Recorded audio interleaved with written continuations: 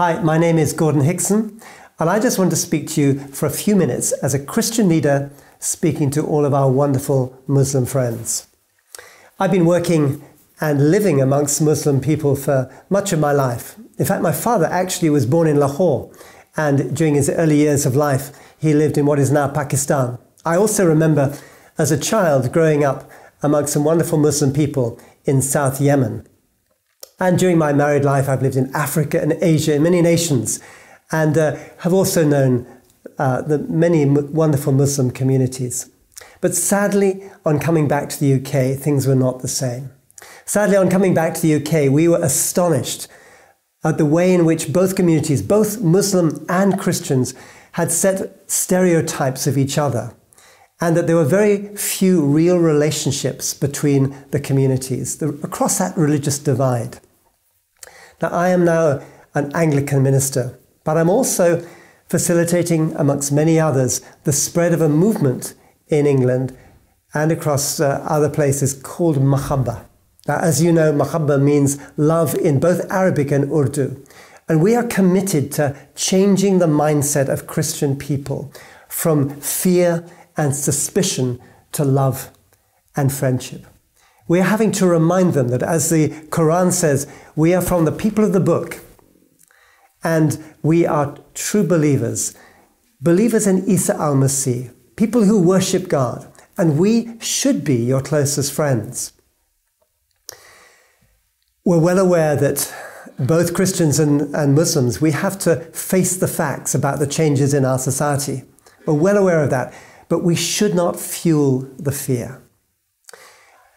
I remember probably over 20 years ago going into a mosque in England and being allowed to read out a statement of apology from all the local church leaders to the whole Muslim population of that city. It was interesting. It was an interesting time, but that one simple apology opened the door to some extraordinary relationships to grow, and it also led to them asking us to help them in many ways. I also remember just after 9/11, the events in New York, I remember being really concerned by the terrible fear that I saw within the Muslim community of that city.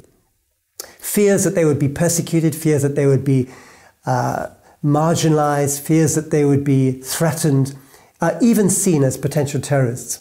So we bought hundreds of flowers, and after Friday prayers, we greeted them as they came out of the mosque, and we pressed a flower into their hands and said, "Don't be afraid.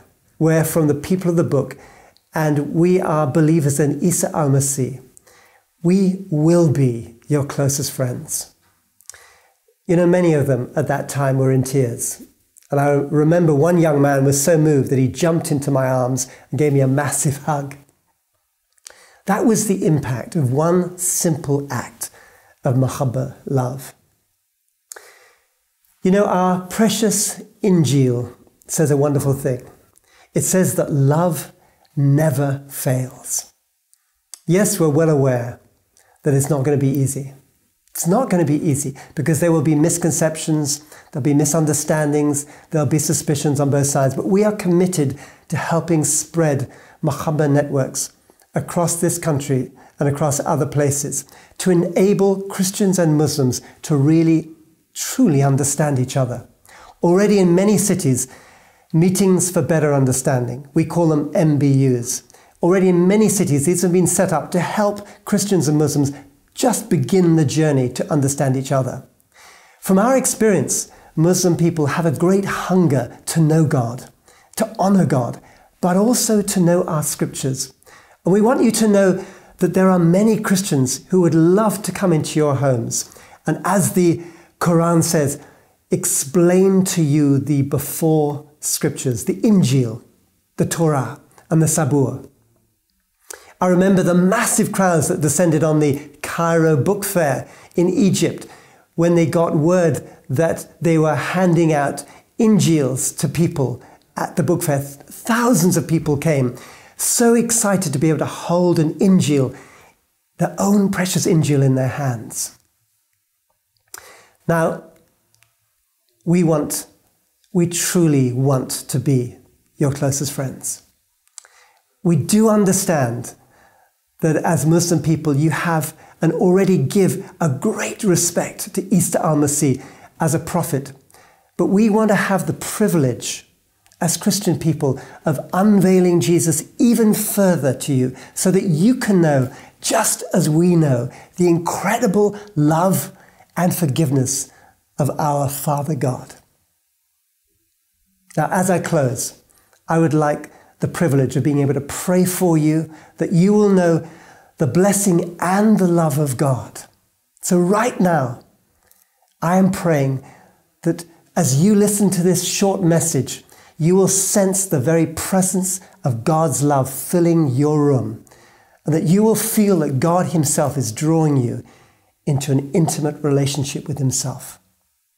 May God truly bless you.